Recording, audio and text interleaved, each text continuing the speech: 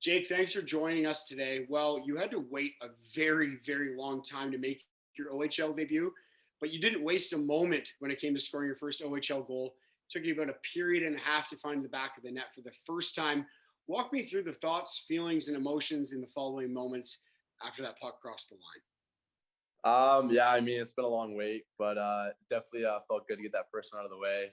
Alan made a nice quick up to me on the wing, and I guess the rest it went in, and all the boys, you get to get a hug in, and you feel great. So, Well, you also had 2 assists in that game, which means multiple 3-point games through your first three OHL regular season games.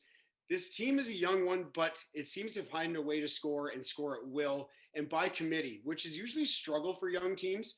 But what is it about this group for you guys that seems to gel so well and find its success in finding the back of the net up and down the lineup?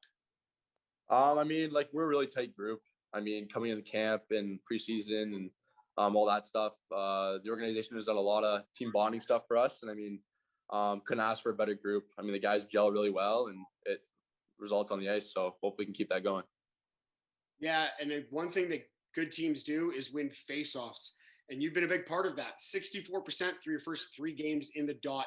What are you doing that's causing that success in and out in each and every game?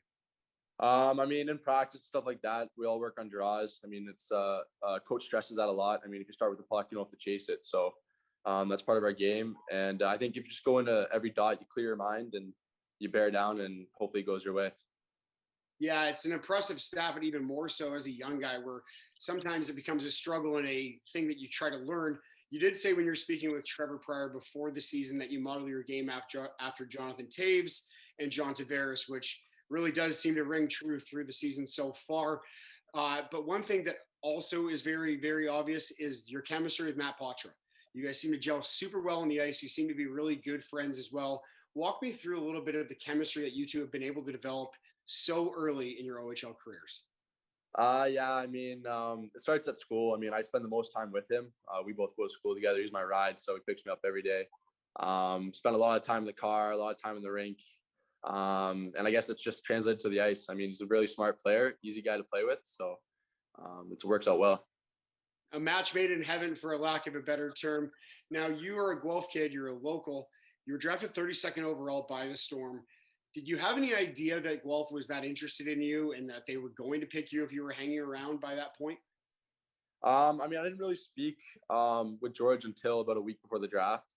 Of course, I was hoping I'd get a chance at them, but yeah, I couldn't ask for anything better. I mean, I remember being a fan in the stands and going crazy and cheering. So knowing how committed those fans are and how excited they are, I mean, it's pretty special to play for them.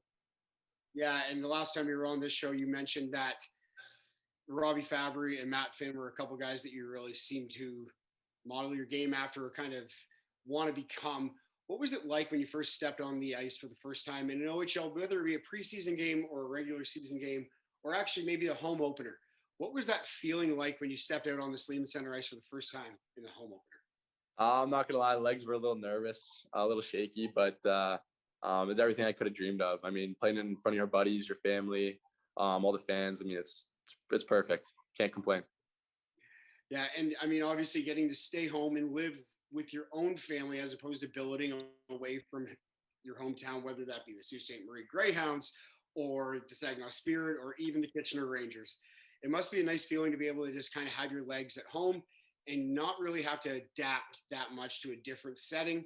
So, what's it been like for you to have you been able to help other guys who have come here from out of town integrate themselves into the city?